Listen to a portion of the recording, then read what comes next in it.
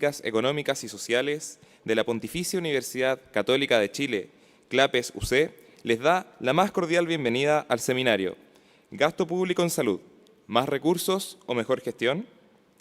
Saludamos a quienes nos acompañan esta mañana. Señora Javiera Martínez, directora de Presupuestos. Señora Ana María Arriagada, presidenta del Colegio Médico de Chile. Señor Felipe Larraín, director de CLAPES UC, profesor titular de Economía UC y ex ministro de Hacienda. Señor José Luis Contreras, economista senior de la Comisión Nacional de Evaluación y Productividad. Señor Emilio Santelices, ex ministro de Salud. Señor Marcos Vergara, director del Instituto de Neurocirugía Dr. Alfonso Asenjo. Y de la Casa, señor Julio Peña, investigador principal de CLAPES UC. Agradecemos, asimismo, a las autoridades universitarias, académicos, representantes y autoridades del sector público y privado y a quienes están en esta oportunidad de manera presencial. La invitación, como siempre, es a participar con sus preguntas y comentarios a través del código QR que se les entregó al ingreso. A continuación, el señor Felipe Larraín, director de CLAPES UC, nos entregará unas palabras de bienvenida.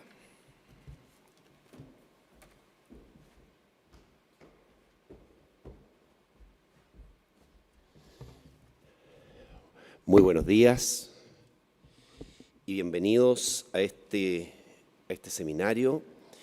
Yo siempre que estoy en esta sala, a pesar de que la he visto muchas veces, no dejo de admirarla. Así es que yo les doy, simplemente les comento y les sugiero que miren y admiren esta sala, esta aula magna Manuel José Irarrázaval, que es bastante única, yo creo, en nuestro país. Es una pieza de arte. Bien, yo quiero dar la bienvenida, por supuesto, a la directora que nos acompaña, doña Javiera Martínez. Quiero dar la bienvenida a Ana María Arriagada, la presidenta del Colegio Médico. No es la primera vez que está con nosotros, Ana María, un gusto tenerla acá. A don Emilio Santelices, ex colega, no solo ex ministro de Salud, ex colega. A don Marcos Vergara, a don José Luis Contreras y a don Julio Peña, que trabaja con nosotros. Quiero dar la bienvenida a todos los que nos acompañan acá presencialmente y a los muchos que están vía streaming, que nos siguen en distintas partes de nuestro país.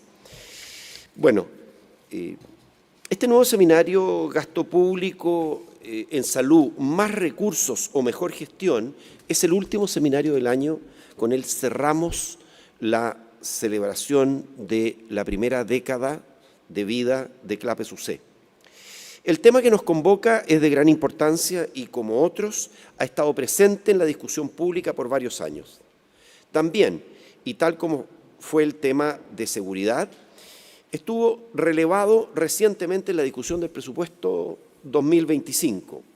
Conversábamos recién con la directora que el presupuesto de la Nación es un periodo en que el ministro de Hacienda y la directora se tienen que trasladar a Valparaíso, con todo, porque la cosa ocurre allá. Nos preguntamos si el problema del gasto público en salud es uno de más recursos o mejor gestión, o tal vez ambos. Y es que la evidencia de los últimos años presenta un aparente puzzle. Veamos algunos indicadores gruesos para ilustrar el problema. El presupuesto del MinSal, asignado en la Ley de Presupuestos, ha crecido un 79% en términos reales en la última década, es decir, entre 2014 y 2024. Este guarismo sube a 96% real si consideramos el presupuesto corregido que incluye modificaciones vía decretos. O sea, digamos que en la última década se ha doblado el presupuesto en términos reales, no nominales, después de inflación. El presupuesto corregido de los servicios de salud, esto es, aquellos responsables de gestionar los recursos de la red pública asistencial, los que atienden público, ha experimentado un crecimiento real del 190% entre 2014 y 2023. Desde 2014, el sobregasto de los servicios de salud, es decir, la diferencia entre el presupuesto ejecutado y el inicialmente asignado y aprobado, ha superado el 20% anual. O sea, permanentemente se está gastando más que lo que se aprueba. Por otra parte, los pacientes en listas de espera, médica y odontológica, subieron de 2.016.321 en enero del 2022 a 2.616.860 en octubre de 2024, 30%, en un periodo de poco más de año y medio. Las listas de espera en atención médica en igual periodo aumentaron 34,3%. Los casos en espera de intervención quirúrgica aumentaron algo menos, 20%, de 320.150 a 385.335 en el mismo lapso. Y los pacientes GES a junio de 2024 muestran un retraso, mediana de retraso, en días de espera de 76 días. Además, en lo que va del año 2024 a septiembre, han muerto 36.262 pacientes en listas de espera. En mayo de 2024, supimos de la eliminación de listas de espera en distintos centros hospitalarios. En el Hospital Sotero del Río se descubrió el egreso, eliminación, desde las listas de espera de más de 323.000 interconsultas. Esta revelación dio lugar a una investigación por parte de la Contraloría, que reveló la eliminación de casi 5.000 casos por no haber sido contactados en el hospital de Talca, mientras que entre este recinto y el de Antofagasta se descubrieron 47.000 casos que no estaban en los registros del Ministerio de Salud.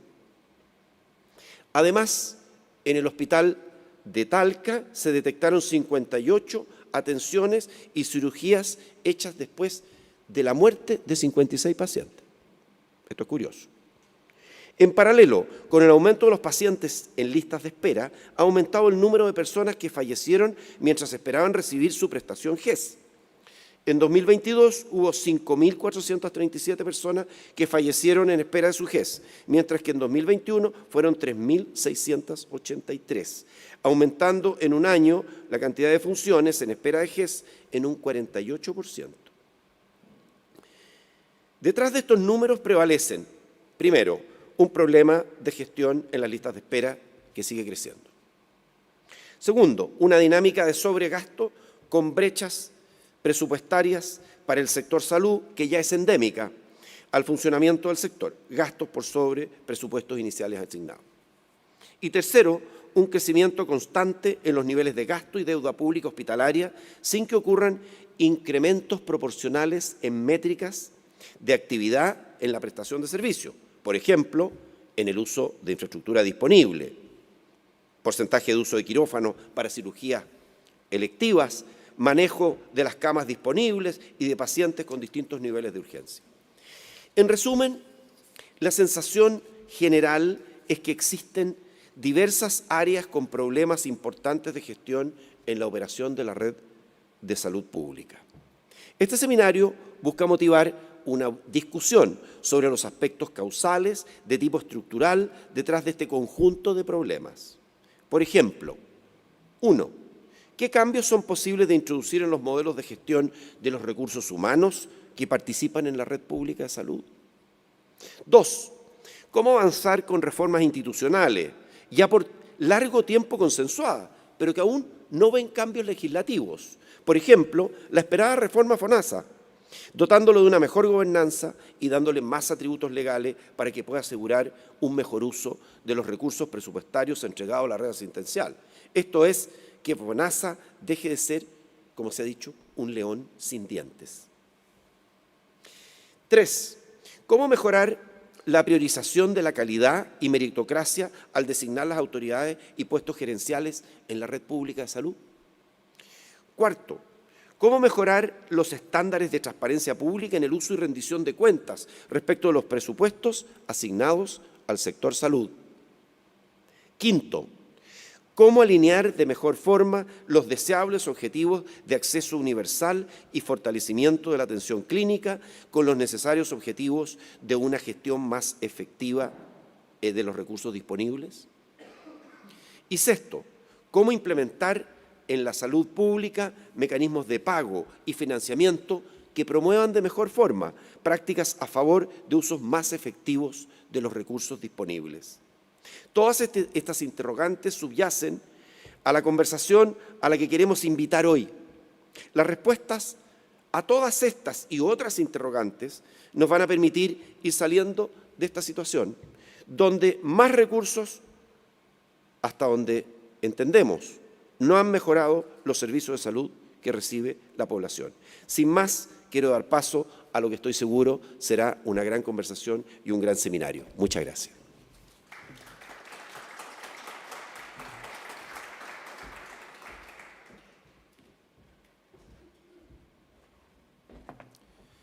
Muchas gracias. Ahora escucharemos la exposición de la directora de Presupuestos, señora Javiera Martínez.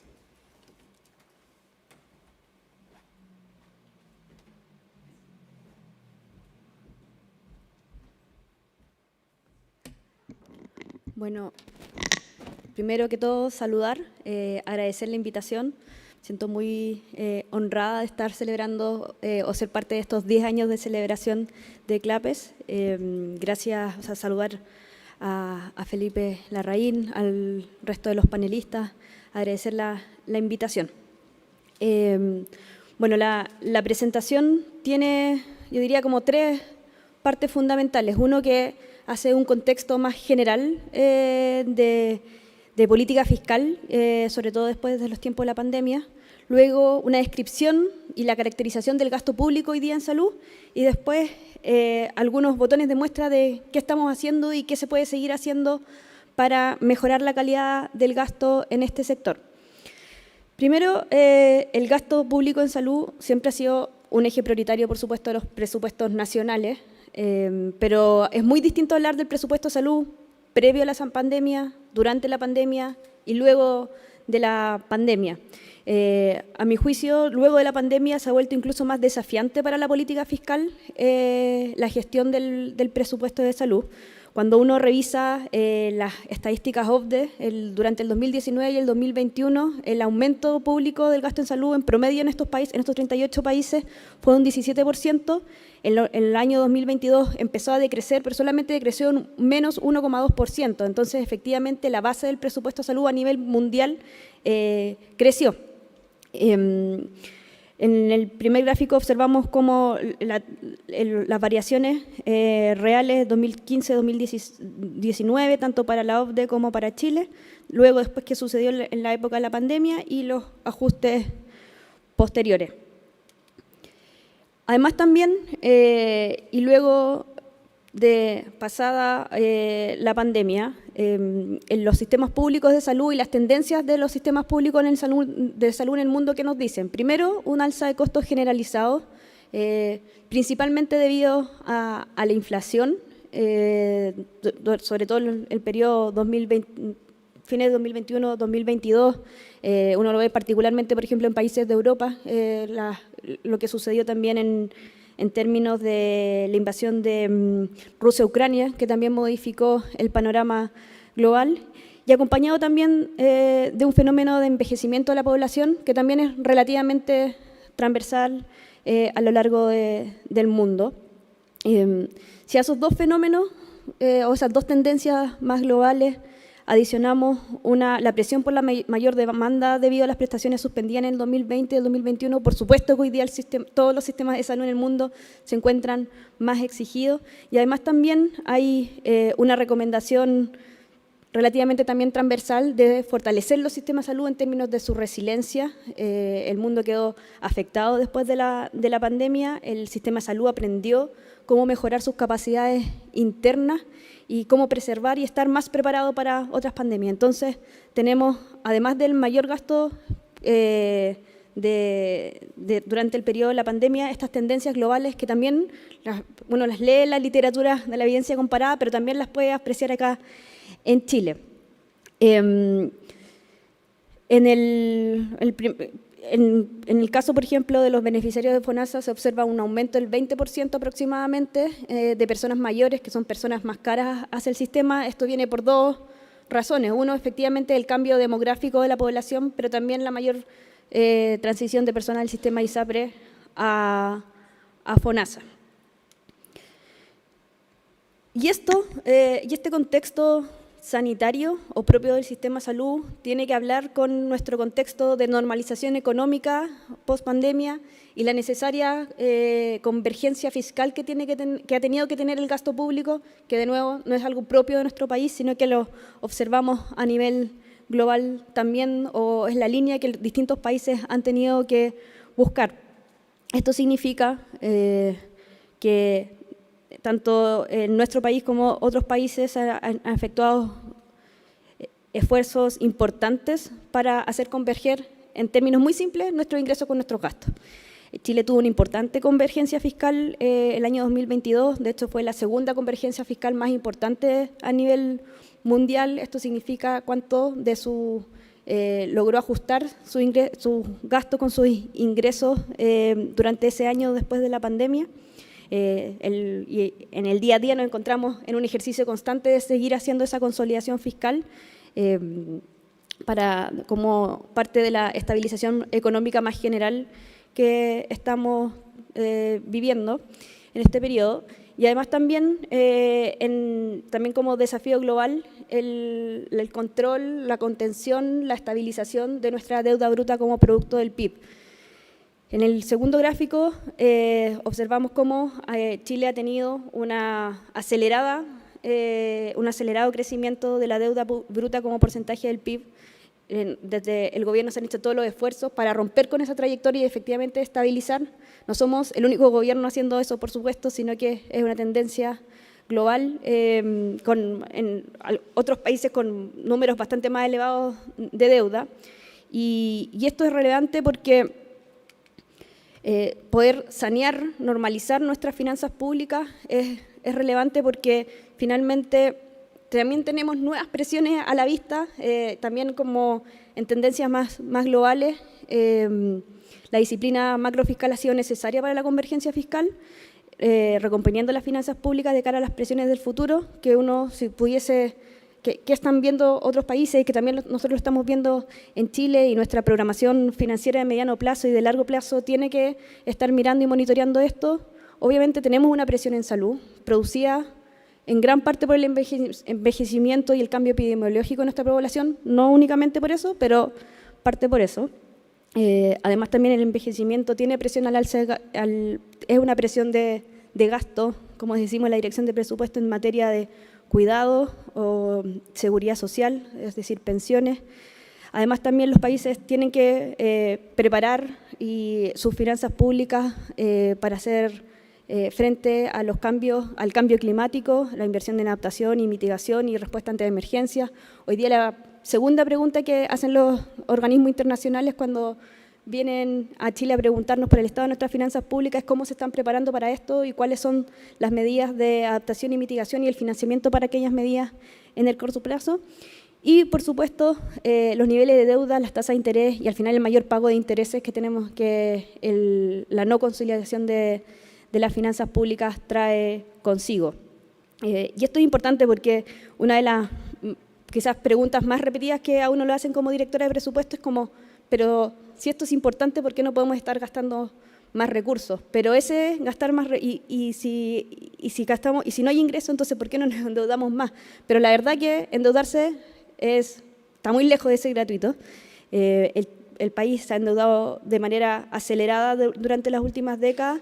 Y en la práctica también nos come espacio de gasto año a año. Si uno hoy día mira el monto de intereses que estamos pagando anualmente, estos son los intereses a pagar el año 2024, en la primera columna, observamos que es más que todo el presupuesto que se destina a la atención primaria desde el gobierno central, es casi el doble del Ministerio de Desarrollo Social entero, o bastante más que el Ministerio del Interior con todas las policías, con todo el presupuesto de las policías. Entonces, por eso uno no puede responder sí, gastemos más porque hoy día esto importa. Y así, ese es como el panorama quizás más global que tenemos, o más general, más macrofiscal que tenemos, en donde se inserta esta conversación, que es una presión al alza, pero que también nos hace preguntarnos entonces cómo gastamos mejor lo que hoy día estamos gastando. Y para responder a esa pregunta, lo primero es quizás conocer el presupuesto y la implicancia fiscal que tiene el presupuesto de salud en nuestras arcas fiscales. El volumen del presupuesto del Ministerio y en particular de los servicios de salud es parte importante del presupuesto total, por lo que implica una fuerza de tarea relevante en la gestión fiscal de cada año.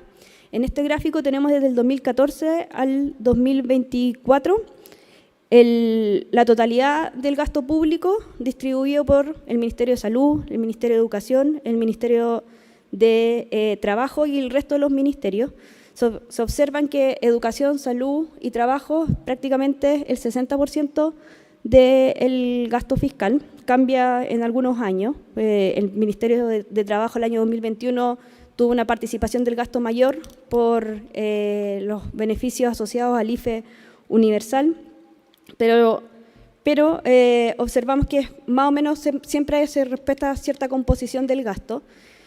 La dificultad en la gestión presupuestaria de esto es que en el Ministerio del Trabajo, en el Ministerio de Educación, donde las prestaciones sociales en el caso del trabajo y las subvenciones y los beneficios de educación superior en el caso del Mineduc son relativamente fáciles de proyectar porque finalmente es un precio por una cantidad. En cambio, la proyección en el sistema de salud tiene una incerteza que requiere compartirla con disciplina fiscal para lograr cumplir con las metas fiscales de cada año. Y aquí es donde hacemos el zoom en el presupuesto de salud. Y en el presupuesto inicial, ya lo decía Felipe, ha crecido un 79% en los últimos 10 años, a diferencia de otros ministerios u otras reformas que han tenido una fuente de financiamiento permanente asociada. Esto ha sido un crecimiento del sistema, y esto comparando solamente, esto es con la ley inicial, porque vamos a ver que otro de los desafíos más importantes de la gestión en el Ministerio de Salud es que ese presupuesto inicial sea lo más parecido al presupuesto final. Ahora, cuando hacemos el mismo gráfico, pero comparando la ley inicial con la ejecución final del gasto, observamos que efectivamente, hace aproximadamente 10 años, pero con mayor fuerza el 2017-2018, el presupuesto final varía bastante con respecto a la ley inicial. Obviamente, los 2 años de pandemia, esta situación se agrava y la diferencia es muchísimo mayor. Y aquí,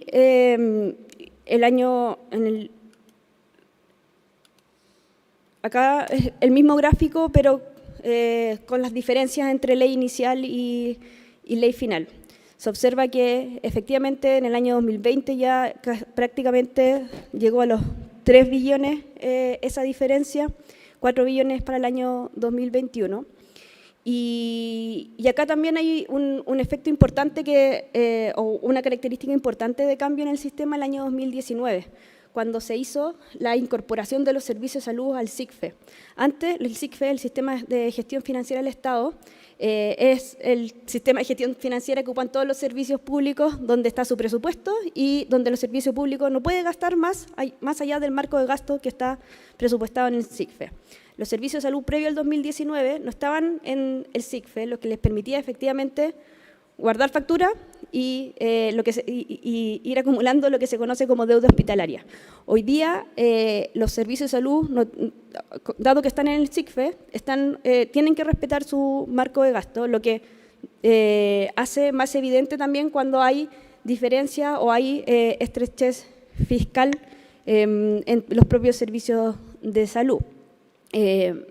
Con todo, el ejercicio que hemos buscado hacer desde el Ejecutivo es ir acortando esta brecha y sincerando la diferencia que hay entre el presupuesto inicial y el presupuesto final del sistema de salud,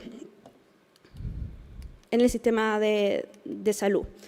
Por eso, si se fijan, el año 2022 y el 2023 hay una diferencia que se acentúa, se disminuye con respecto al 2020 y 2021, entre la ley final y la ley inicial.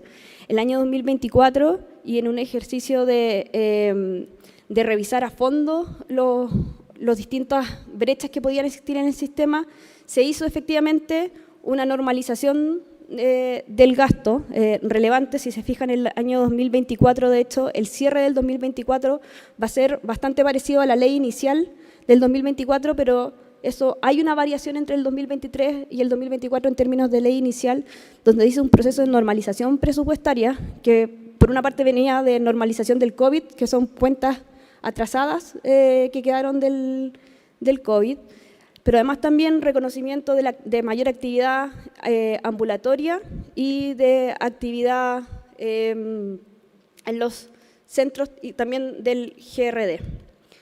Eso es lo que, entonces, esto era para decir, se han puesto bastantes recursos en el sistema. Sabemos que estamos en una lógica de consolidación fiscal y esto obviamente es por lejos las tareas más desafiantes que se tienen en la gestión presupuestaria de año a año.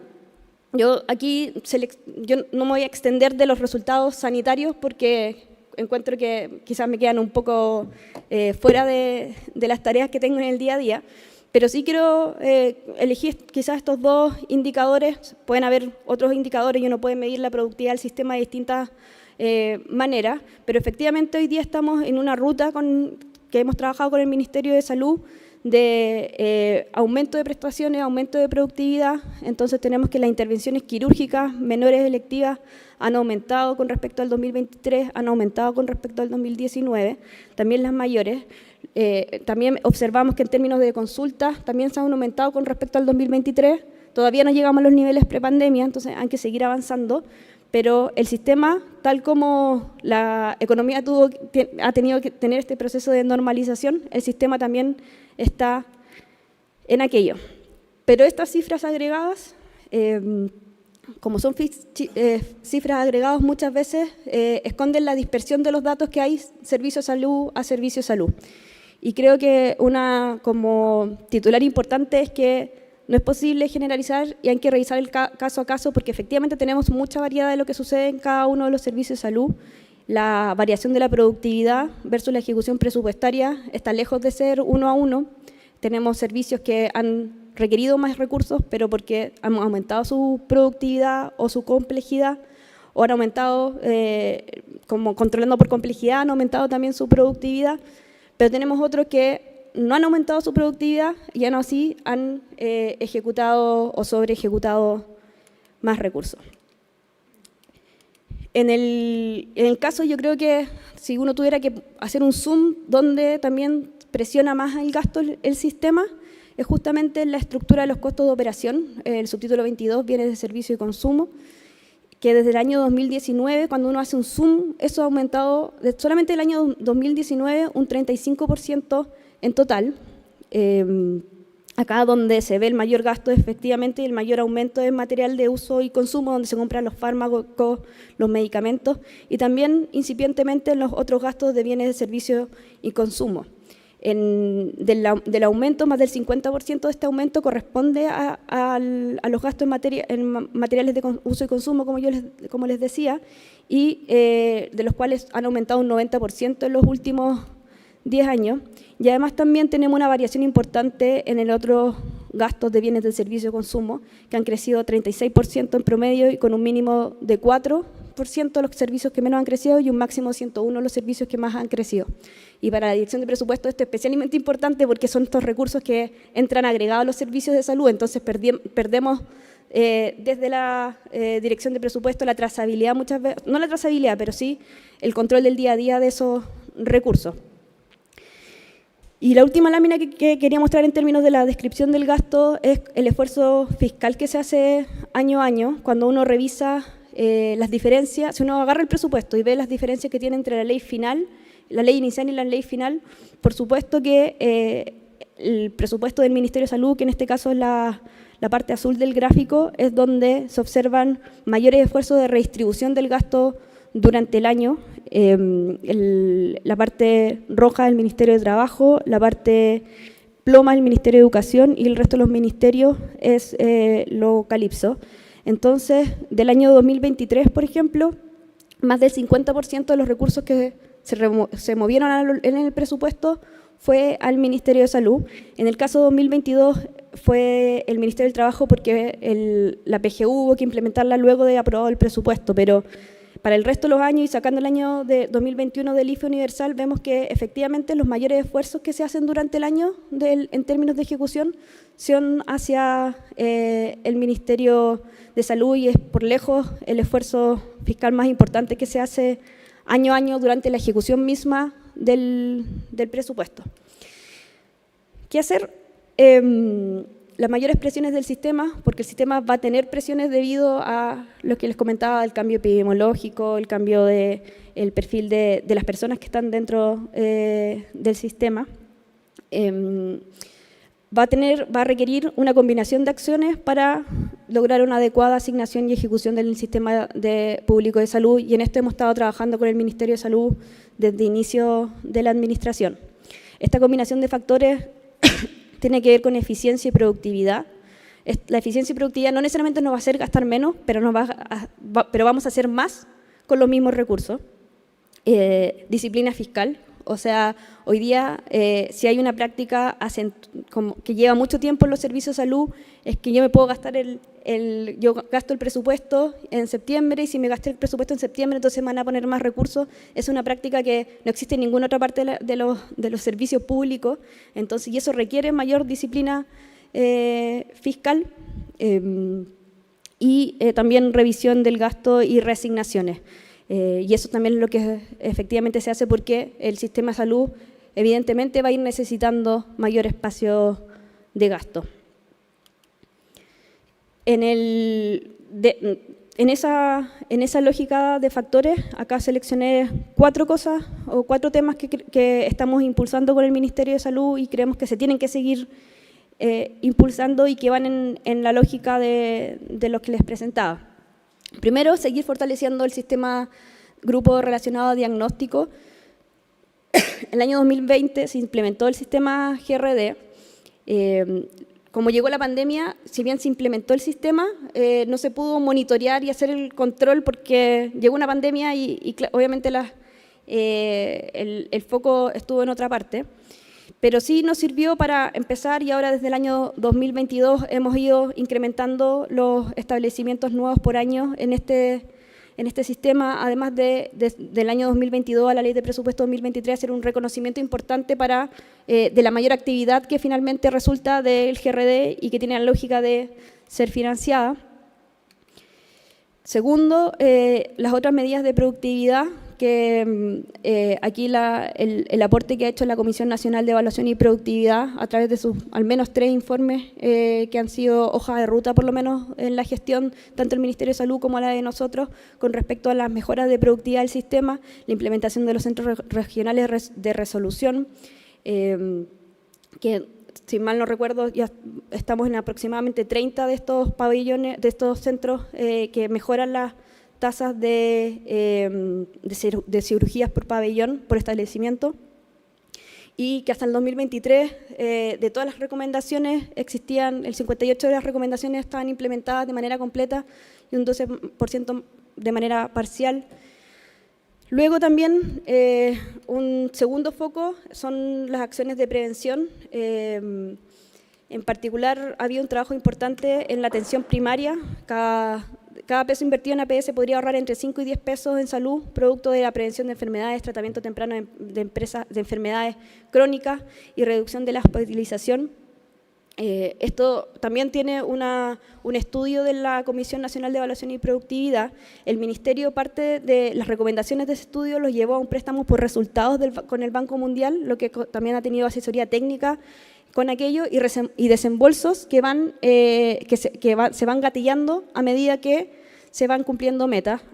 No es la mejor probablemente gráfica, pero ese es el resumen del crédito que tenemos con el Banco Mundial, y si se fijan, tenemos en cada una de las intervenciones hay resultados, impactos esperados, y los desembolsos finalmente se producen a medida que se van cumpliendo ciertos resultados. En particular, hay un componente de eficiencia y transparencia de la atención primaria de salud, pero también ese es el tercer componente, que por supuesto nosotros hemos estado también más encima de conocerlo y apuntalarlo.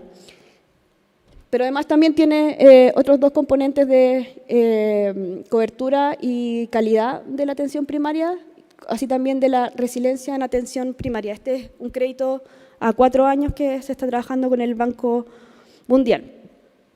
Luego también, en línea con las recomendaciones de la Comisión Nacional de Evaluación y Productividad, que el año 2023 se le solicitó analizar la eficiencia en la gestión de compra y manejo de inventarios de insumos médicos de parte de la red pública de salud. Y aquí yo creo que, como yo les mostraba, tenemos los mayores aumentos del presupuesto, efectivamente han estado en la parte de insumos y medicamentos. Y acá hay harto que hacer. Y aquí cuando uno se pregunta cómo se pueden estar mejor invertidos los recursos, acá creo que hay harto que hacer y es harto de gestión que se puede seguir mejorando. En el estudio de la comisión se muestra cómo ante intervenciones quirúrgicas bastante estándar hay una desviación importante o una dispersión importante de los precios de esas intervenciones quirúrgicas. O sea, por ejemplo, acá se muestra cómo una hernia inguinal laparoscópica puede variar, un mínimo puede salir 150.000 pesos, pero un máximo de 700.000 pesos. Entonces, eso, variación, y esto efectivamente tiene que ver con el sistema de compras, con el sistema de inventario, y es algo que la comisión elabora alrededor de 30 recomendaciones que nosotros, junto al Ministerio de Salud, estamos integrando en la gestión, pero esto necesita efectivamente mucho liderazgo y gestión para que se vaya notando en resultados. Y el último desafío importante en materia de propiamente gestión es el alto ausentismo que tiene el sistema público de salud. Luego de la JUNGI, efectivamente el Ministerio es el sector que tiene mayor ausentismo, si uno lo mide como días totales o lo mide como la variación que ha tenido desde el 2018 a la fecha. Para hacerse una idea, a noviembre de este año, más de 200 millones de dólares se habían gastado en suplencias y reemplazos en el sistema de salud. Entonces, efectivamente, cuando hablamos de nuevo de cómo podríamos gastar mejor los recursos que tenemos hoy día, esto sí o sí es un tema relevante. Cuando uno lo lleva al total de gastos de suplencias del sector público, se observa que el 77% de este gasto es del mundo de la salud. La JUNGI, los servicios locales de educación también aportan con bastante ausentismo, pero al ser rentas más bajas, el porcentaje de la torta total es menor. Entonces, ante la pregunta de más recursos o más gestión, la presión por recursos en el área de la salud siempre va a estar y probablemente siempre va a estar bien justificada desde el punto de vista sanitario, pero eso no significa que no hayan un montón de cosas que hacer en términos de gestión.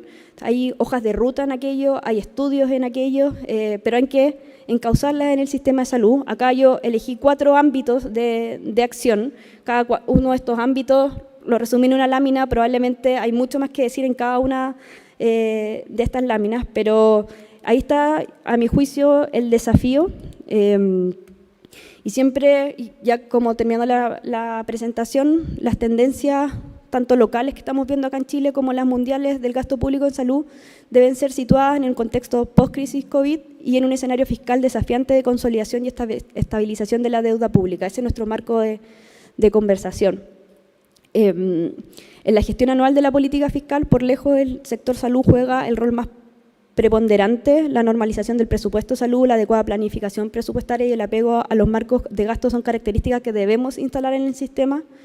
En el corto plazo existen medidas de eficiencia, productividad y control de gastos que están en implementación, pero necesitan un impulso de política de Estado para consolidarse. Parte de la mayor producción quirúrgica se explica por aquello. Lo anterior, sumado al control de ausentismo del sector, permitirá enfrentar de mejor manera los desafíos futuros que están ahí en el horizonte, lo estamos viendo, en un trabajo siempre colaborativo entre los ministerios de Salud y Hacienda. Eso. Muchas gracias y atenta a los comentarios.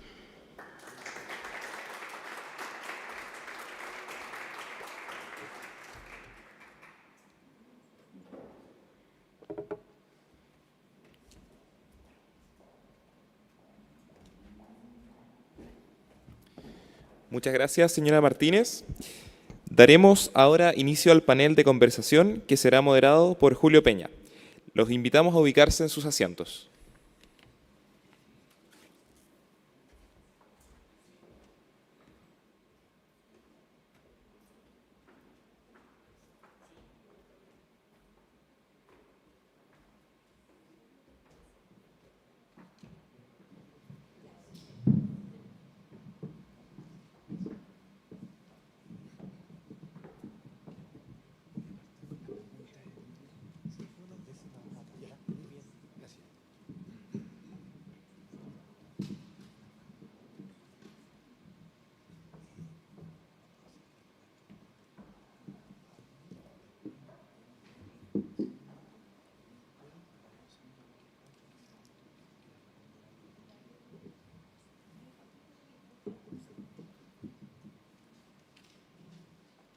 Bien. Primero que nada, muchas gracias a nuestros panelistas. Tenemos un grupo selecto con distintas áreas de especialización en este tema bien complejo. La idea del panel es que queremos que cada uno de ustedes nos transmita aprendizajes que han tenido en sus distintas perspectivas, han tenido distintas experiencias en distintas áreas y queremos que sus experiencias nos ayuden a complementar los números gruesos que nos mostró Javiera. La forma como vamos a organizar el panel entonces va a ser en 2 bloques. Primero vamos a tener un bloque de unos 5 o 6 minutos para que cada panelista nos diga alguna de sus ideas que crea más importante destacar. Y después vamos a tener un segundo bloque de unos 4 minutos donde puede haber un intercambio de respuestas o ver si tenemos nuevas consultas del público. Voy a partir y voy a hacer preguntas específicas a cada uno de los panelistas, no va a ser la misma pregunta para todos. En el caso de José Luis, tú has liderado los 3 o 4 estudios que la Comisión Nacional de Eficiencia y Productividad ha estado haciendo en los últimos años. Han sido grandes aportes. Debo decir que cuando salió el estudio sobre uso de quirófano me lo devoré. Fantástico, gran calidad, así que felicitaciones a la institución. En tu caso nos gustaría que nos trates de contar qué destacarías tú de la experiencia que ustedes han tenido viendo números en detalle, con seriedad, qué cosas resaltas como desafíos desde el punto de vista de la gestión en el tema de la salud. Gracias, Julio. Buenos días, gracias por la invitación. Yendo directo a tu pregunta y también tomando la pregunta con la que Felipe partió y la directora también mencionó, creo que en el sector de salud nuestra experiencia nos dice que hay que hacer las 2 cosas, mejorar la gestión y en el largo plazo los factores, no solamente la evidencia nacional, sino la internacional nos dice que vamos a gastar más. El punto es que tenemos que gastar mejor eso, porque cada peso realmente cuenta. Ya vimos con las cifras que la capacidad o la representatividad que tiene el gasto en salud en el gasto fiscal es bastante importante y cualquier mejora, por muy marginal que sea, puede significar el financiamiento de un hospital, por ejemplo. En particular, nuestra experiencia en los 3 estudios nos dice que hay harto espacio para poder mejorar la gestión. Sí consideramos que probablemente lo que nos ha salido de manera repetida en los 3 estudios es algo que está detrás de eso, que es realmente preguntarse cuál es el equilibrio más adecuado que debe tener el rol local en la atención de salud y el rol de nivel central. Me explico. Por ejemplo, en APS, que es algo que vimos, brecha de infraestructura, algo básico, línea base. Nosotros no nos metimos en la parte de gestión misma de la atención de las personas, pero sí tratar de habilitar una mejor gestión de eso. Y para eso, primero que todo, tú debes tener infraestructura adecuada y una infraestructura estándar. Hoy día la brecha que nosotros estimamos para ese estudio era probablemente cerca de $1.000 millones. Lo que uno puede ver es que un municipio con un nivel de vulnerabilidad alto en su población probablemente le va a tomar 8 años hacer 5.500 metros cuadrados, que es un CEFAM. Solo uno, 8 años. Desde la idea hasta cuántas veces repite el paso por el Sistema Nacional de Inversión, hasta cuándo termina entregándose el CEFAM. ¿Ya? Lo que nosotros creemos que eso es más un rol de nivel central. Y por eso nosotros propusimos en ese entonces evaluar un modelo de asociación público-privada, análogo a los hospitales, pero que se aplique a un conjunto, por ejemplo, de establecimientos de un mismo servicio de salud. ¿Cuál es el gran desafío ahí? No es recurso, aunque obviamente eso a la larga presupuestariamente la directora seguro que lo sabe, es deuda, porque nosotros vamos a tener que pagar eso, ¿cierto? El fisco sigue siendo obra pública, pero el mayor desafío es la gobernanza de esos contratos. Ya hay países latinoamericanos que han tomado esa línea. De hecho, hace una semana atrás conversamos con Belo Horizonte, municipio, es un gran municipio, estamos hablando de una ciudad de 3 millones de habitantes, y ellos realizaron aquello. Hicieron una asociación pública-privada donde la infraestructura y las tecnologías dentro de esa infraestructura se encarga un privado de construir y mantener a través del tiempo. ¿Qué ayuda a eso? Volviendo ya a la gestión misma de las citas, por ejemplo, tener tecnologías capaces de poder atender virtual y presencialmente a las personas, que es una de las estrategias que nosotros identificamos también dentro del estudio, que hoy día está ya en boga en el sistema de atención primaria, que es telesalud. Todavía hay consultorios que las personas tienen que ir no una, sino 2 veces para poder tener una atención, y eso significa pedir un número, ¿cierto? Hoy día los otros consultorios que sí tienen telesalud le permiten a las personas realizar la solicitud de manera virtual a través de una plataforma, y la parte interesante de gestión es que es el consultorio el que define cuál es el perfil más adecuado para que esa persona sea atendida, sea virtual o sea presencial.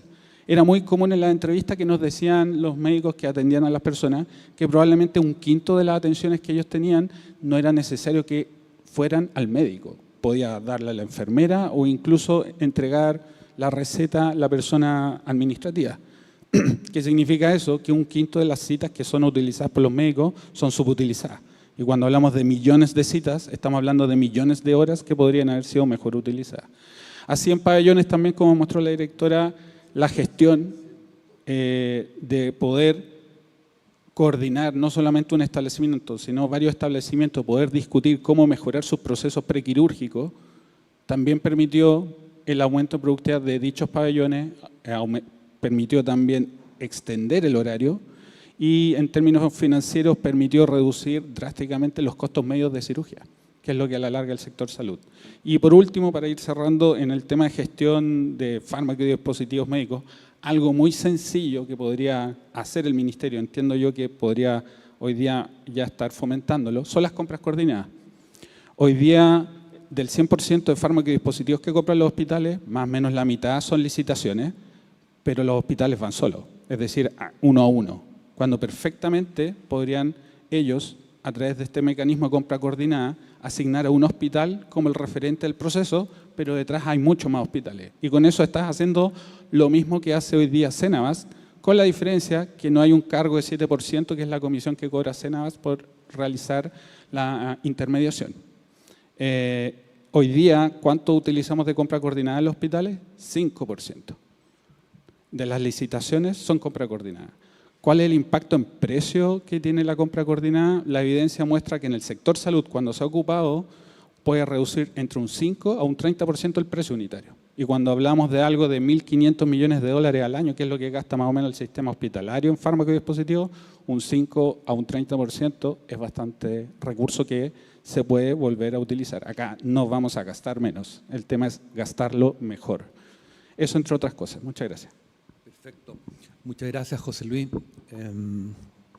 Ana María, en la experiencia que tú llevas como presidenta del Colmed, ¿qué destacarías tú como desafíos que tienen los médicos como jefes de los equipos en la red pública desde el punto de vista de tratar de avanzar en cerrar estas brechas de gestión? ¿Hay cosas que ustedes han detectado que son abordables a corto plazo? Bueno, sin duda, yo creo que este año, como hace muchos años no vivíamos un tema de tanta restricción en los presupuestos hospitalarios, costó entenderlo, porque yo creo que a pesar de que hay una relación nuestra con Hacienda a través del Ministerio, nos costó entender por qué estos recursos que siempre llegaban a fin de año, este año se atrasaban tanto. También la crisis que ha vivido el sistema privado ha relevado el rol del médico como gestor. Y yo creo que son espacios que tenemos que seguir llenando y volver a llenar. Y no lo digo en un afán como de que uno diga todos los directores debieran ser médicos. Hoy hay pocos directores médicos, hay una dificultad para también conquistar médicos y médicas como subdirectores médicos. Se ve interrumpida una carrera, en general no hay mucho interés, no son cargos de mucho interés. Y hay que volver a hacerlos muy, muy interesantes porque hay que volver a ocuparlos. ¿Por qué? Porque cuando llega el momento de tomar una decisión ponderada entre un paciente y otro, entre una prestación y otra, entre un pabellón y otro, entre un recurso y otro, en salud tiene que haber una mirada médica, tiene que haber una mirada de un profesional de salud que tenga la formación, sobre todo ética, para participar de esa decisión. porque estamos como bien hoy día obligados, y me parece que es correcto, a defender un principio básico de la medicina, que es la justicia sanitaria. Tú tienes que dar cuenta de que estás usando los recursos de la manera más justa posible con este paciente, porque tienes que saber que los recursos no alcanzan para todo.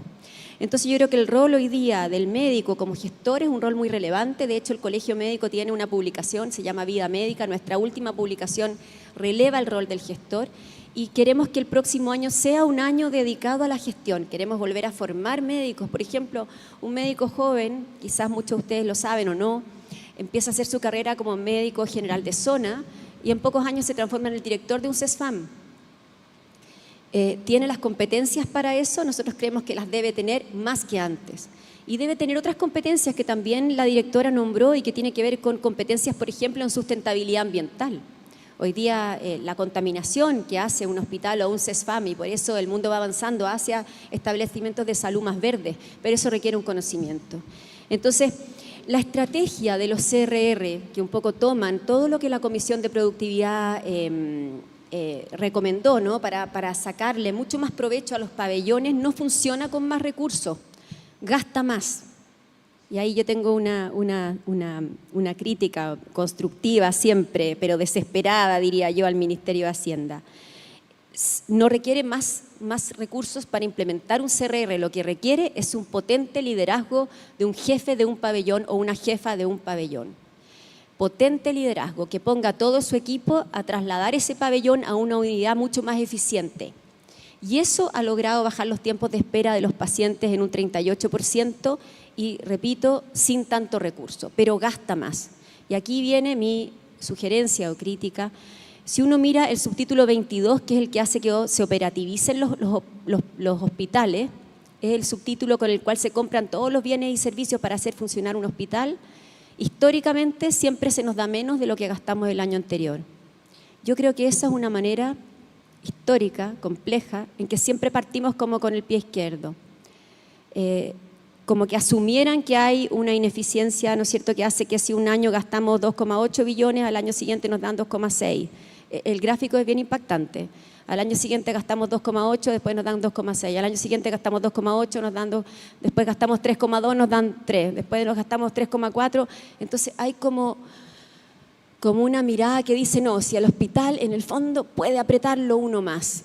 Y eso, la verdad, no es compatible con los resultados que nosotros tenemos en términos del gasto público. Todavía estamos bajo que los países de la OCDE, todavía tenemos un per cápita más bajo, la mitad más o menos que esos países en salud. Sin embargo, tenemos una expectativa de vida equivalente a la de Canadá.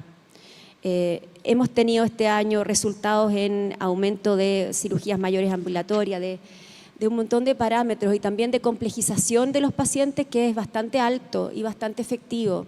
Es verdad que el país ha gastado en 10 años un 70%, pero imagínense la cantidad de políticas que hemos hecho, cómo la salud también ha cambiado su cara y su faz. Lo que es hoy día un CESFAM, un SAR, las campañas de invierno, el esfuerzo en ICE-BIMAB este año, la ley de urgencia. El hecho que un paciente tiene un problema de urgencia y se desploma al frente de una clínica y va a ser atendido hasta que se estabilice. Y si se estabiliza, FONASA va a seguir pagando su atención hasta que salga de alta. Eso es una política brutal en términos de democratización y de justicia con los pacientes. El GES, lo que son las cifras de mortalidad materna, de mortalidad infantil, las atenciones de los prematuros, los trasplantes. O sea, en trasplante nos quedamos cortos porque no tenemos donantes. Pero hoy un paciente que se trasplanta en Chile tiene la misma sobrevida de un paciente en el extranjero en la medicina supermoderna de un país del primer mundo. Entonces, yo creo que nosotros tenemos un sistema de salud que da luces de que lo hace bien con los recursos que tiene. Creo que vamos a tener que seguir teniendo presiones de gasto altas porque efectivamente cuidar sale más caro que antes.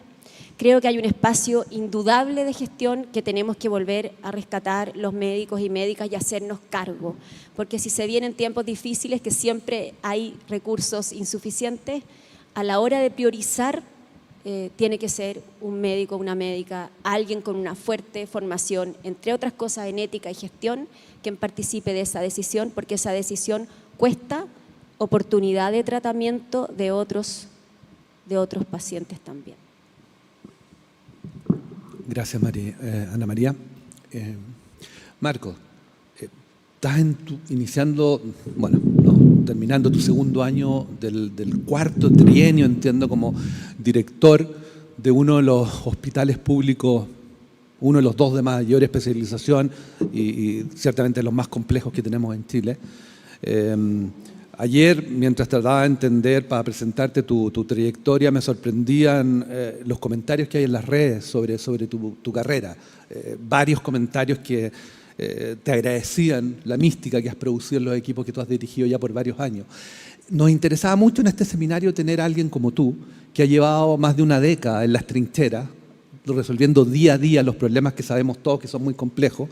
Y la pregunta que tengo para ti es, en esta experiencia que estoy seguro que ha sido muy dura, ¿qué desafíos ves tú, desde tu perspectiva, que se pueden avanzar estando ahí en esa tarea diaria, dura? ¿Cómo ves tú desafíos que en tu experiencia consideras que se pueden implementar o que te han resultado? ¿Qué experiencia has tenido en eso? ¿Aló? ¿Se escucha? ¿Sí? Bueno, primero quiero agradecer que tengamos esta conversación y agradecerle al CLAPES UC que me hubiesen invitado a compartir esta mesa con tan distinguidas personalidades del sector de la salud. Mi amiga Titi, Emilio Santelice, por allá el Centro Nacional de Productividad, bueno, la subsecretaria perdón, no la subsecretaria, la directora de la Dirección de Presupuesto. Así que muchísimas gracias. Decirles que no solo estoy a cargo del Instituto de Neurocirugía, sino que soy profesor asociado de la Facultad de Medicina de la Universidad de Chile y me desempeño como especialista en salud pública en la Escuela de Salud Pública de dicha universidad. Esto es importante porque es la doble mirada. He estado toda la vida con una pata puesta allí y otra en la gestión efectiva o directa, ¿no? Yo agradezco las presentaciones, en particular la presentación de Javiera, que nos muestra asuntos acerca de la política fiscal y de cómo la política fiscal se vincula con el gasto público de salud, que duda cabe, somos un sector de tamaño robusto, ¿cierto?, donde las cosas que hacemos tienen un impacto relevante dentro de esta cosa que es una suerte de bien superior, que todos miramos hacia arriba con una cierta devoción y respeto, que es la política fiscal. Nosotros somos, yo por lo menos soy partidario de que aquello esté en orden y se maneje apropiadamente. Pero estoy consciente que estoy en un sector que es relativamente importante por los efectos de esa política, ¿no? Entonces, agradecer a Javiera por aquello. Nosotros nacimos a la vida laboral en un ambiente en que ya se hablaba de reforma, no solo en Chile, sino que en todos los lugares del mundo. La reforma de la salud era parte de las agendas, ¿no? Y en Chile también. Nosotros, pensando, recién se había creado durante el gobierno militar el Sistema Nacional de Servicios de Salud, año 79. Después egresamos de la carrera de medicina, el 80, el 82 se crearon las instituciones de salud previsional, así que estábamos allí, en medio de estas transformaciones. Y que, bueno, después suma y sigue, ¿no? ¿Qué? ¿Quiere que lo tome en la mano? Yo quería evitar eso a toda costa. ¿Ahí le parece? Ya, muy bien. Entonces, bueno, eso. Decir eso y decir también que frente a la pregunta, más recursos o mejor gestión, aparece el sesgo. El tema del martillo, ¿no es cierto? Para el martillo todos los problemas son clavos, entonces vamos dándole nomás, ¿ah? Yo soy gestor, ¿ah? Soy gestor y yo creo en la gestión, y si a mí me hacen la pregunta hoy de si las listas de espera, por ejemplo, son un problema de gestión o de recursos, yo diría gestión. Yo no creo que con más recursos vayamos a resolver ese problema, ¿ah? Que es el flagelo del sector salud en este momento, y ha sido a lo largo del tiempo, siempre lo mismo. Ha fluctuado un poquito con la pandemia, se acumularon ciertas demandas, se agregaron otras nuevas, pero ahí está. Yo lo decía en una columna, esto es como el cuento del guatemalteco, ¿cómo se llama? Ya se me olvidó el apellido, después les diré, pero era el cuento corto, ¿no? Y cuando despertó, el dinosaurio todavía estaba ahí. Ese es el cuento. Y acá es lo mismo. Las listas de espera todavía están ahí. Y siempre están ahí. Te duermes, te despiertas y ahí están las listas de espera. Entonces, pero yo creo que aquello sí es un problema de gestión. Lo creo muy profundamente.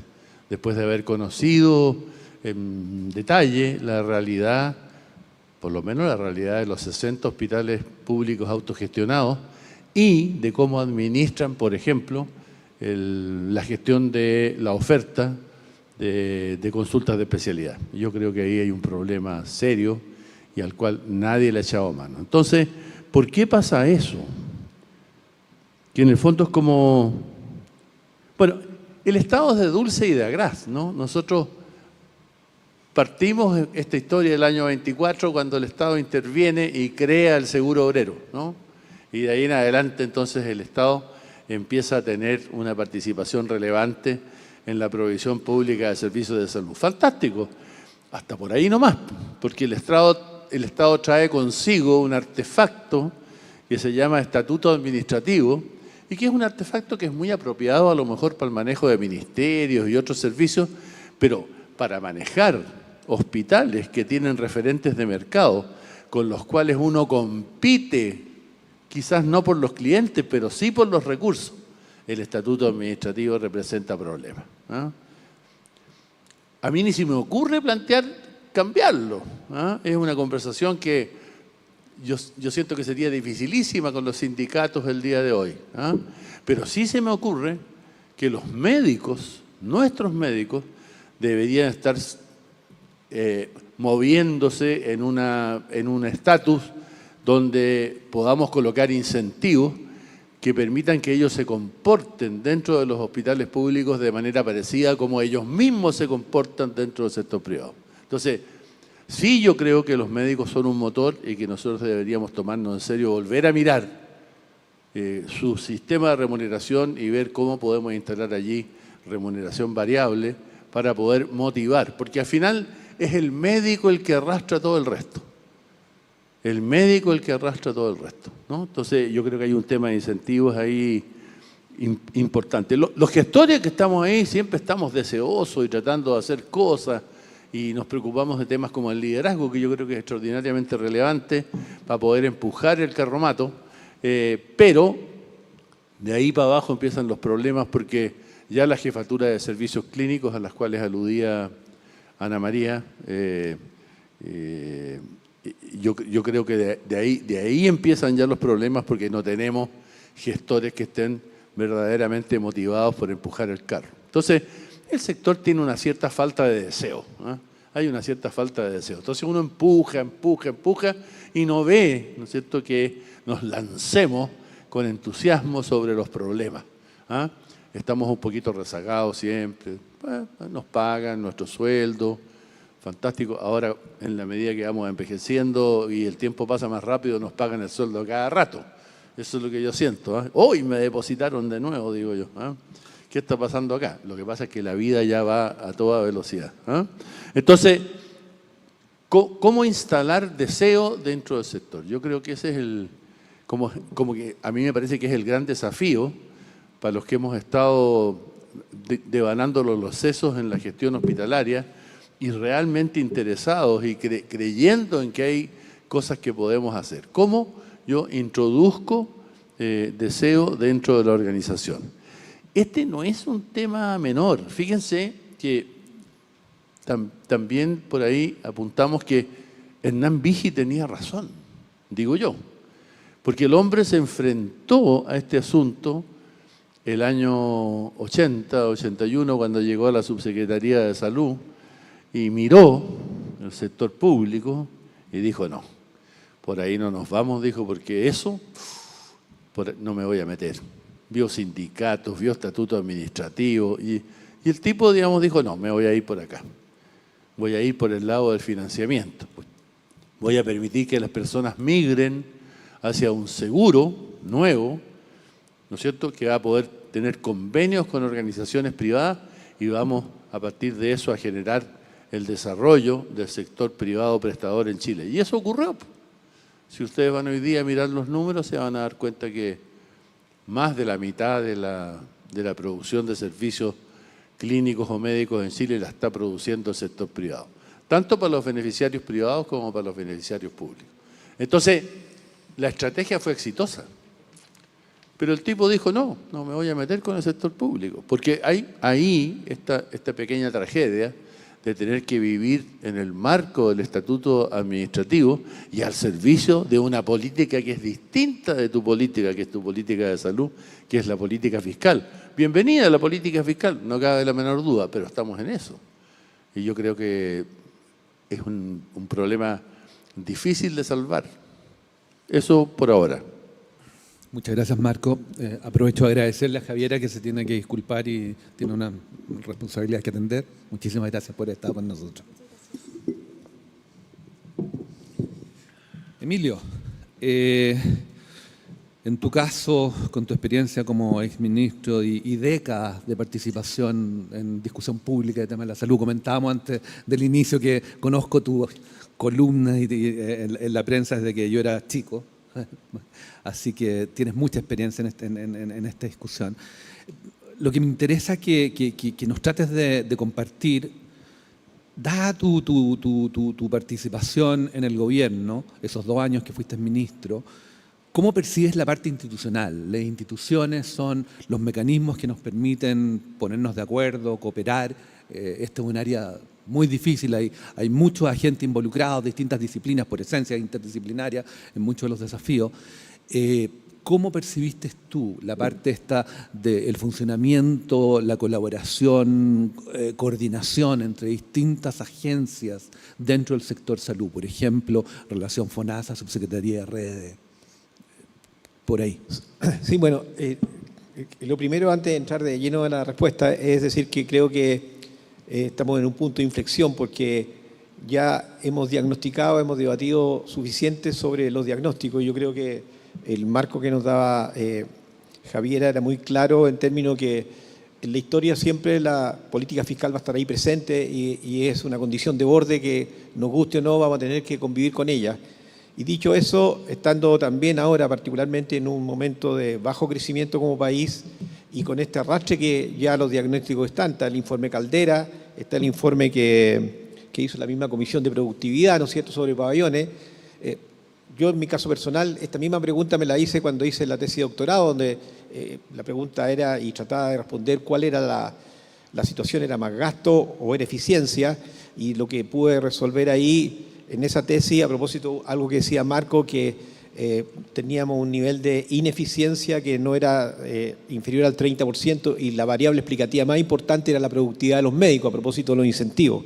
Y por último está el último informe que acaba de entregar la UNAP acerca de la eficiencia del gasto público, del gasto en salud, en que muestra que hemos ido disminuyendo la productividad 4 puntos porcentuales por año. Es decir, según ese estudio, el rango ha estado entre 26 y 47% según la metodología. Por lo tanto, eso es lo primero y yo creo que el diagnóstico está claro. Ahora, a propósito de cómo yo he vivido esta experiencia, yo creo que hay 2 niveles de evaluación y cómo se ha vivido desde lo más macro y de la institucionalidad. Yo creo que aquí hay 2 temas fundamentales sobre los cuales también uno tiene que insinuar las intervenciones. Uno tiene que ver con el rol de FONASA. FONASA hoy día es una caja pagadora, transfiere los recursos contra un presupuesto, pero no contra resultados. Y por eso estamos todos esperando con mucho entusiasmo y esperanza que la reforma que comprometió el gobierno a propósito de la ley corta sobre FONASA efectivamente hable de fortalecimiento de FONASA.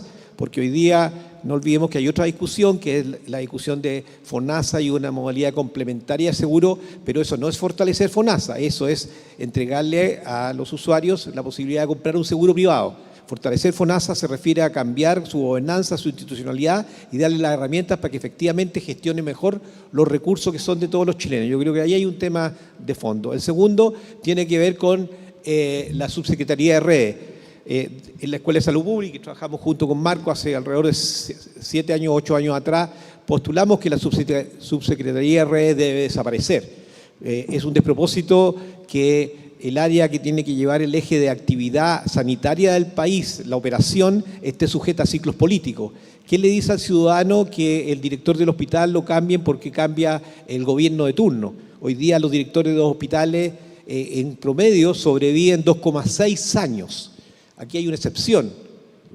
Marco lo ha hecho de manera excepcional, pero es la excepción. Y qué bueno que está acá porque le debería enseñar a todos los directores de hospital cómo sobrevivir. Pero eso no es sostenible. Por lo tanto, ahí hay una intervención clara en cuanto a que debiéramos tener una Dirección Nacional de Servicios de Salud que tuviera una gobernanza a prueba de la política contingente y con rendición de cuentas hacia la comunidad.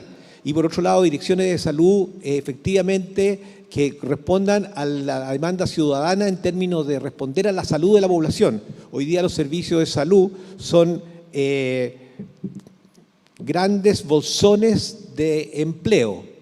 Y yo creo que a propósito, y ahora paso a las medidas más micro, una de las intervenciones micro que hay que hacer es revisar cuánto personal se ha contratado contrata en los servicios de salud. De acuerdo a las cifras que yo tengo, que están en el CIRACHE, hoy día tenemos alrededor de 42.791 personas en sobredotación. Esa sobredotación no está en el presupuesto, por lo tanto se paga con deuda. Y gran parte de esas personas están en los servicios de salud. Es decir, la sobredotación y la cantidad de personas que se han incrementado en los últimos años en el servicio público, en salud, no están atendiendo a los enfermos.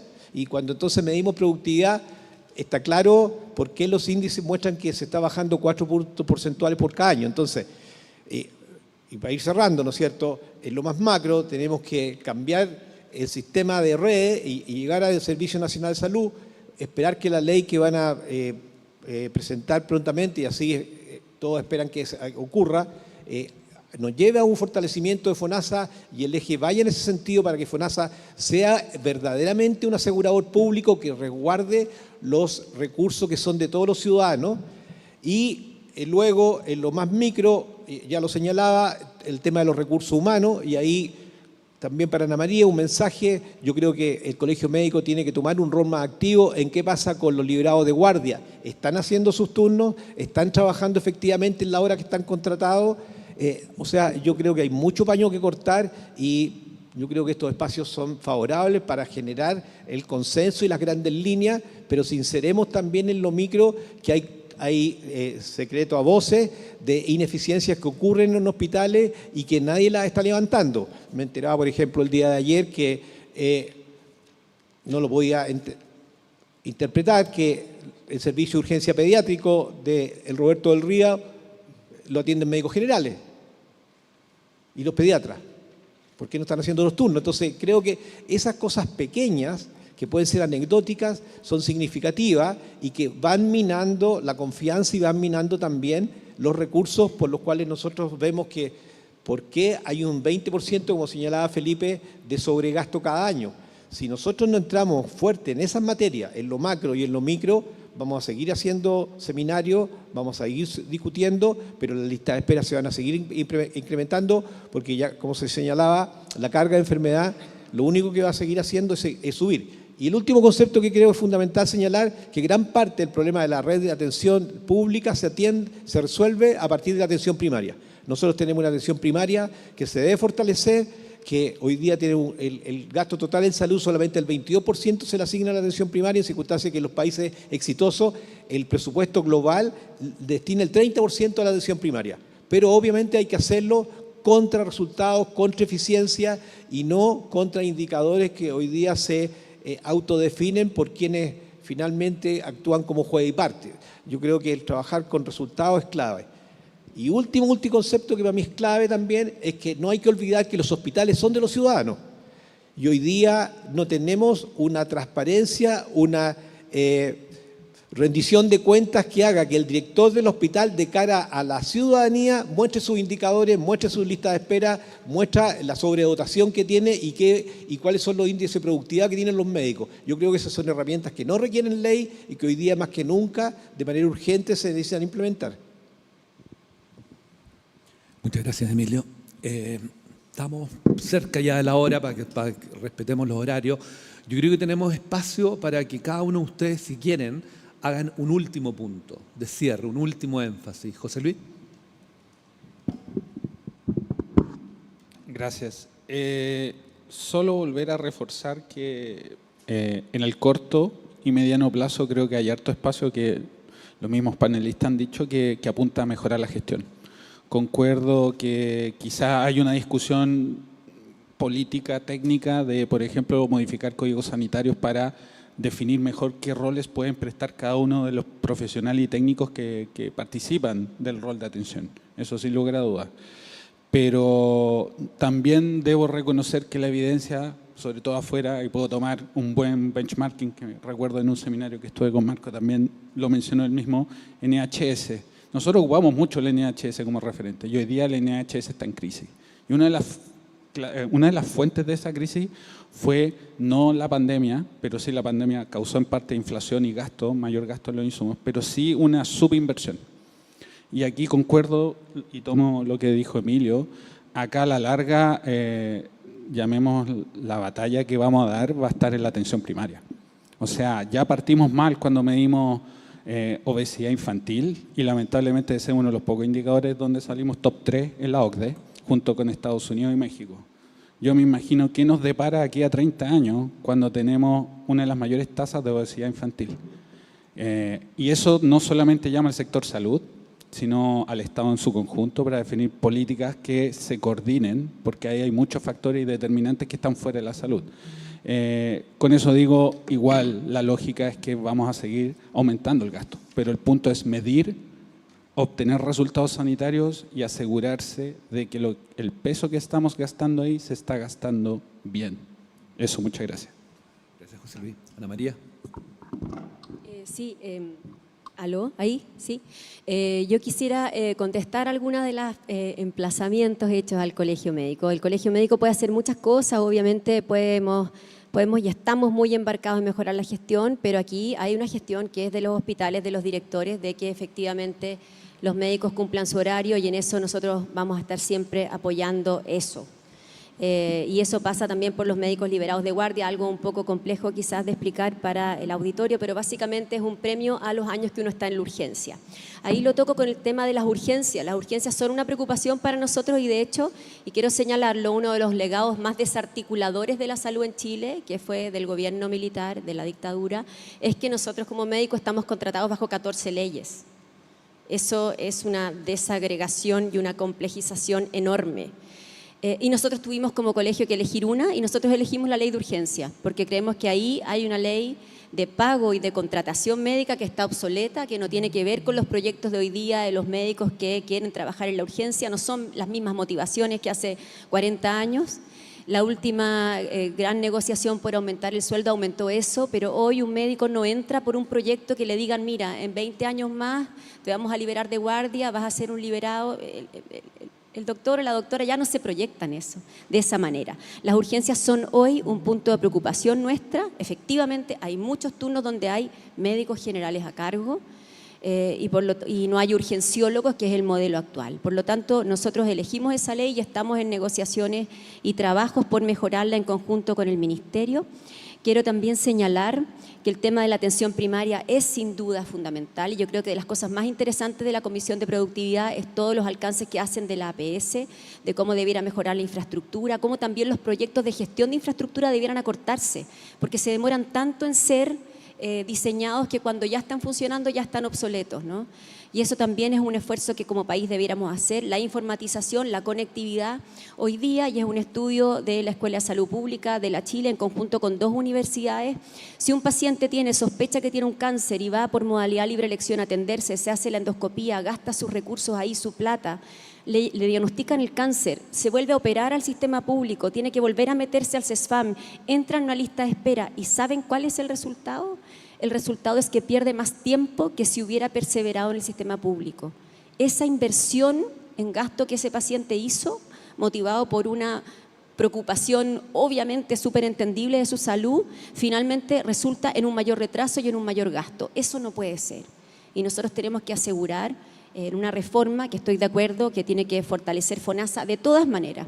Para nosotros estamos mirando con mucho interés lo que está pasando con la MSC, porque la primera licitación de todos esos seguros probablemente va a ser bastante simple, para que resulte luego, pero en la segunda o la tercera se podrían meter algunos elementos de orden sanitario. Por ejemplo, si yo estoy en FONASA y tengo mi seguro de segundo piso, ¿no?, que me cubre un porcentaje de mi atención, que me cubra más si yo consulto primero a un médico familiar o a un médico general y no si voy al tiro al especialista. ¿Por qué?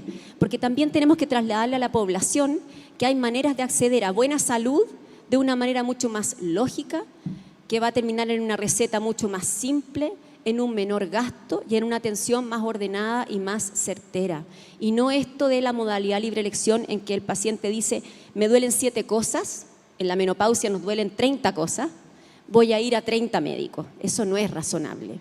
Eso no se puede pagar en ningún país, no es razonable y no redunda en una mejor atención de salud, sino que en un mayor gasto de bolsillo, que es otro tema que debemos abordar. Así que para nosotros la gestión es una preocupación, la ley de urgencia es una primera preocupación de una de nuestras 14 leyes por las que nos contratamos, la situación de las urgencias es una preocupación del Colegio Médico.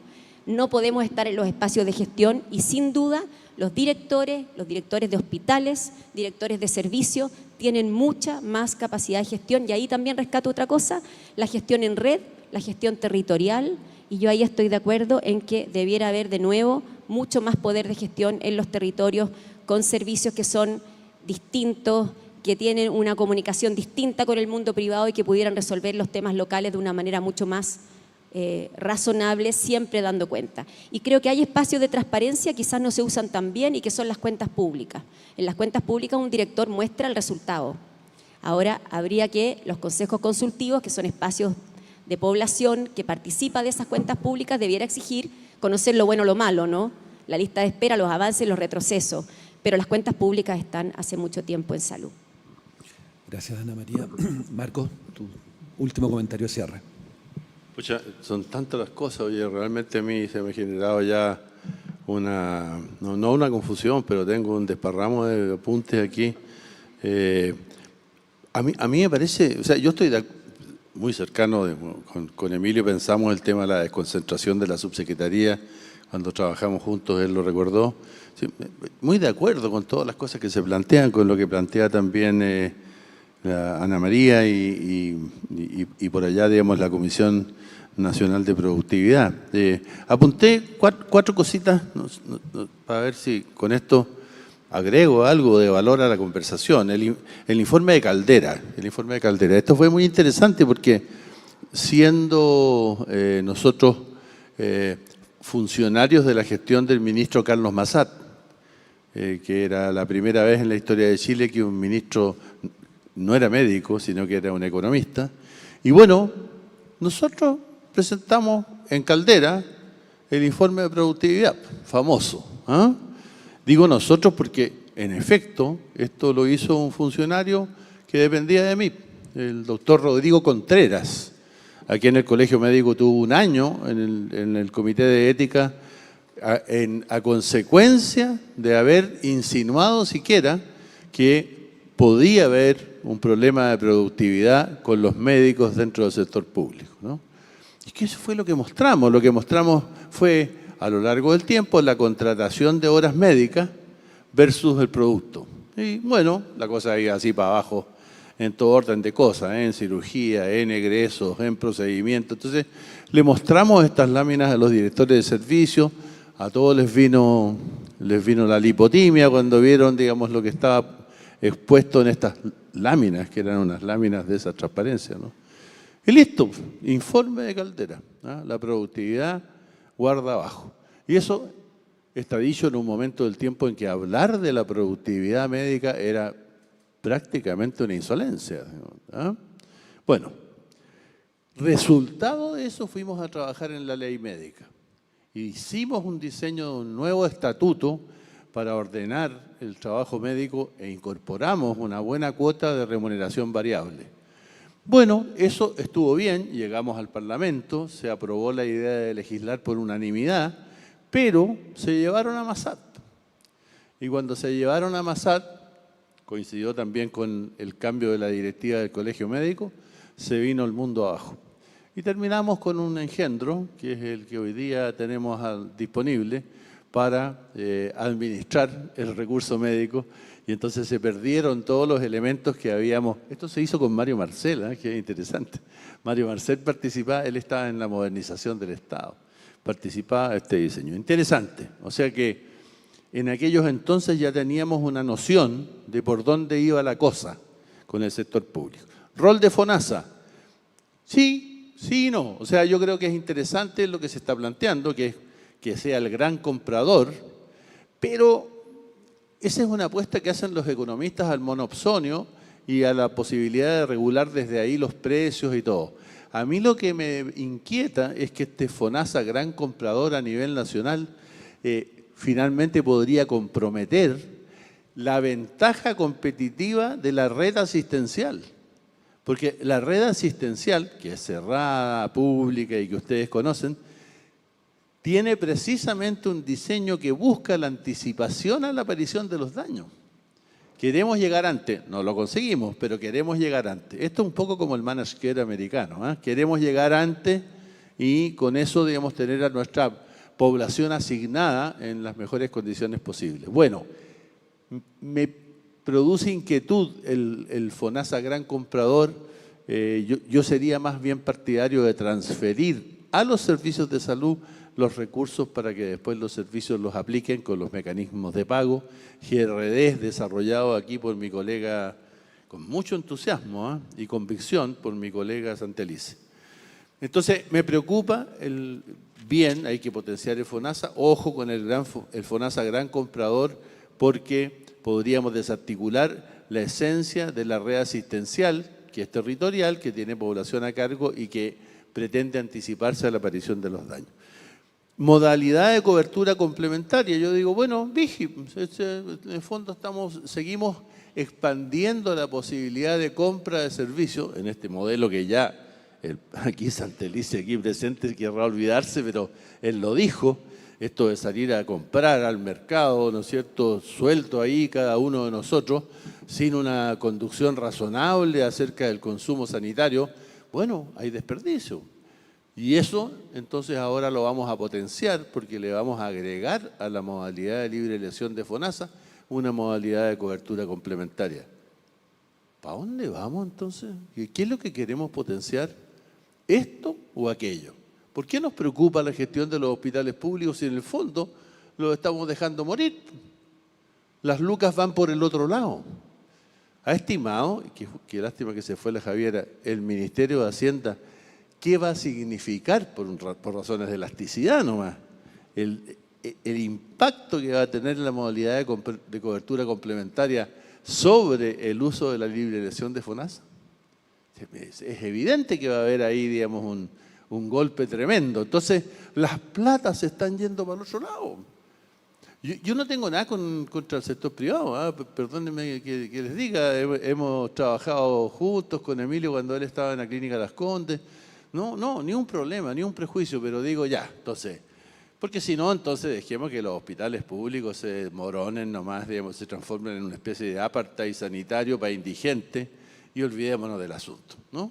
Entonces potenciemos esta cuestión de acá. Eso, entonces, ojo, porque para allá nos estamos moviendo de alguna manera, ¿no?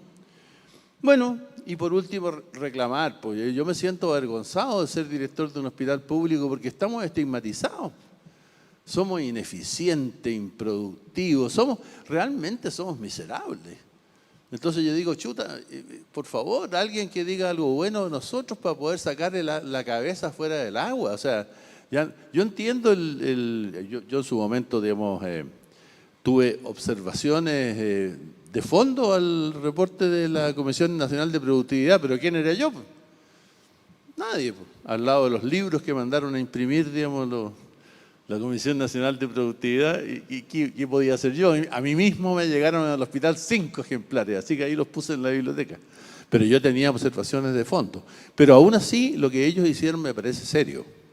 Porque después se han colgado detrás de la misma historia una serie de centros académicos, el último es el de la UNAP, ¿eh?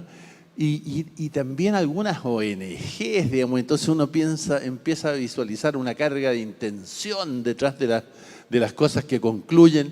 Pero al final, ¿en qué se transforma esto? En unas nubes negras que nos caen con unas lluvias tremendas sobre el prestigio y la imagen de nuestros hospitales. Marco, muchas gracias. Muy interesante tu forma de decir las cosas. Emilio, tu último punto. Sí, muy bien.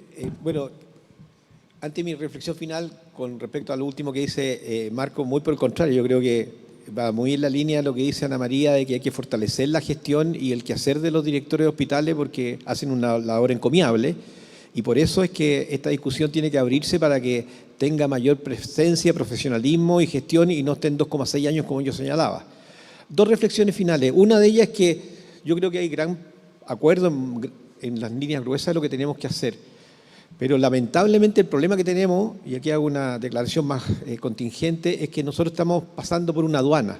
En los centros académicos llegamos a grandes acuerdos, lo acabo de sufrir en 2 comisiones que me tocó coordinar bajo el alero del Senado para la ley corta y para la reforma que hoy día se está discutiendo. Llegamos a acuerdos desde el Frente Amplio hasta la centro derecha, y finalmente nada de esto termina ocurriendo. ¿Y eso por qué? Porque tenemos que llegar a la aduana donde están las mini pymes legislativas. Hoy día es clave para poder seguir avanzando en cualquier sector en nuestro país, y dado la situación crítica que estamos viviendo, podemos mirar el sector que queramos, avanzar en una reforma política, porque de lo contrario nuestro país se va a seguir estancando. Y si eso ocurre, claramente la oportunidad de estar, como lo estuvimos, en el umbral del desarrollo, vamos a tener que volver a mirar hacia atrás y volver a partir de nuevo. Yo creo que ese pecado Chile no se lo merece, y creo que las mini pymes legislativas se tienen que terminar. Y creo que ahí aparece el tema de la reforma política. El segundo punto, a propósito de lo que está ocurriendo con la OMSC y la modalidad complementaria, que es contingente en relación a lo que estamos hablando hoy día, no son dos cosas distintas, son vasos comunicantes. Porque la mala noticia que le tengo que dar a Ana María, que lo que ella espera que la MSC después se pueda reconvertir y pase a ser una verdadera lógica sanitaria, no va a ocurrir.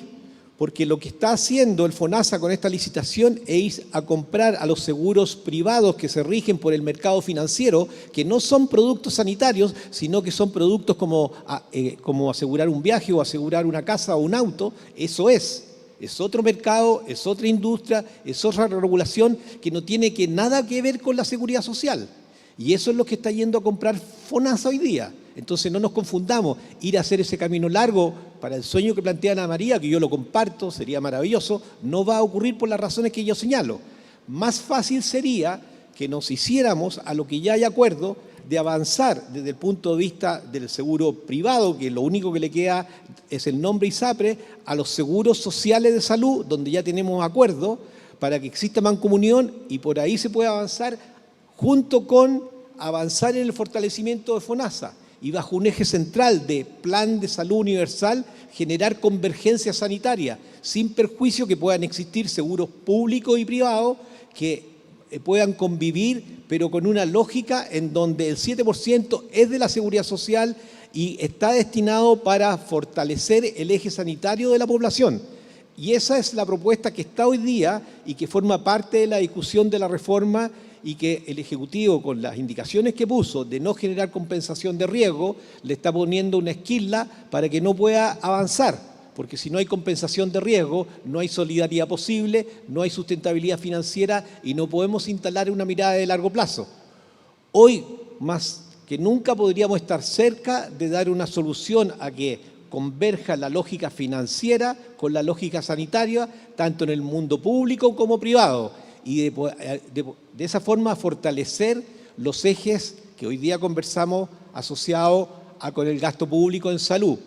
Al avanzar en una MSC, y suscribo las palabras de Marco, no sabemos para dónde vamos, porque lo que estamos haciendo, fíjense, es ir a fortalecer aquellos que por años hemos querido alejarnos, es decir, un modelo en donde, como conocíamos los ISAPRE, discriminaban a las mujeres, había preexistencia, estaban cautivas las personas mayores y no se podían mover. Todo eso en la ley que nosotros propusimos se resuelve, hay consenso, en lo que se avanza por MSC, nos volvemos a acercar a ese modelo. Entonces la pregunta hacia el gobierno, ¿para dónde quiere ir entonces? ¿Puedo replicar una cosa? Buena pregunta. Sí, yo creo que Ana María, tenemos espacio para una última. Lo que pasa es que cuando uno se reúne con los seguros de segundo piso, ellos la verdad tienen mucha preocupación en términos reputacionales. A ellos no les interesa entrar con sus empresas que son súper sólidas, que no tienen nada que ver con las ISAPRES, en algo que finalmente sea un descrédito para ellos mismos. Ellos no están por una mirada, por supuesto, de salud, porque no lo son, pero sí están para dar un aseguramiento sobre el que dé FONASA. Un aseguramiento además con una prima que va a ser plana, que no va a ser distinta para mujeres ni por tu edad. O sea, me parece que aquí hay algunos conceptos que es importante aclarar. Yo sueño en la noche y sueño con la paz en Medio Oriente. Aquí estoy hablando de temas que tienen que ver con temas de salud, que están ahí y que todos hemos podido participar de estas discusiones y de conversaciones con los distintos actores. Acá los grandes ausentes han sido las ISAPRES, que desde el principio nunca se han planteado como un seguro distinto a lo que han sido por estos años. Por lo tanto, a mí me parece que la oportunidad para que entren seguros complementarios, que por supuesto están regulados por la CMF, por el Comité Financiero y no quieren estar regulados por la Superintendencia, tienen un mercado súper y son muy robustos y no tienen interés en entrar, por supuesto, a designar la salud, pero sí aceptar todas las directrices que se puedan dar desde FONASA, porque FONASA va a pagar y sobre eso pagarán ellos. Por lo tanto, a mí me parece que sin entrar a pedirles cosas que no son, el aporte que ellos pueden hacer a completar un aseguramiento pudiera resultar y de alguna manera dar cuenta de lo que las personas, repito, en este país quieren hacer hace muchos años, que es poder optar a pagar por una salud en un lugar distinto, con un prestador distinto y en una oportunidad distinta. Cambiar eso es muy complejo. A mí me parece que esta es una buena oportunidad, me parece que conversa con una mirada mucho más sanitaria y más lógica que la que tenemos hoy día. Gracias. Bueno, yo creo que vamos a dejarlo hasta acá para respetar razonablemente los tiempos. Muchísimas gracias por haber estado dispuesto a colaborar con nosotros, por conversar sobre este tema que es tan complicado, pero a la vez tan importante. Muchas gracias.